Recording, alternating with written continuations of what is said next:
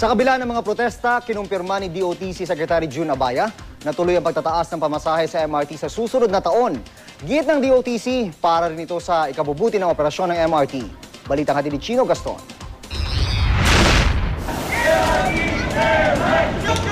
Hindi raw dapat ituloy ang planong pagtaas ng pasahe ng MRT at huwag din daw ituloy ang pagbenta nito sa mga pribadong kumpanya.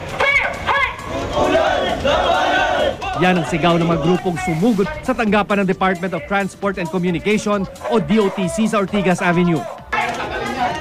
Nagdikit pa sila ng sticker sa mga pader ng DOTC na naghahayag ng kanilang pagtutol at nang hikayat ng mga pasahero na pirmahan ang petisyon laban sa fare hike at privatization. The MRT operation by itself is not losing money. Hindi lugi ang MRT operations. Nalulugi daw ang MRT dahil sa financial burden. Ano ang financial burden? Yung binabayad sa so-called mga obligasyon, mga garantiya na nilagay sa kontrata na napakataas. Yung guaranteed profit, yung guaranteed fare.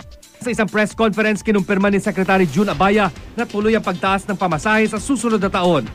Roughly, the fare hike that has been proposed or planned for is a 10 peso increase. So what we should really think about, if it's really a right decision of government, is comparing it to a bus. A bus will cost you 45 pesos to travel the same distance. Para sa ikabubuti naman ng operasyon ang fare hike. Mas magiging maganda rin daw ang operasyon kung pribadong kumpanya ang magpapatakbo ng MRT. Lalo pa raw at may ilang problema na sa mga pasilidad ng MRT na kailangan masolusyonan. Tulad na lang ng lumang signaling system na delikado na raw ayon sa Sumitomo Corporation, ang dating maintenance provider ng MRT. Sa isang sulat sa Metro Rail Transit Corporation Management, sinabi ng Sumitomo na panahon ng palitan ang signaling system dahil wala na raw mabiling spare parts nito. Ang signaling system ang nagtitiyak na may tamang puwang sa pagitan ng mga tren para hindi ito magkabanggaan. Chino Gaston, GMA News.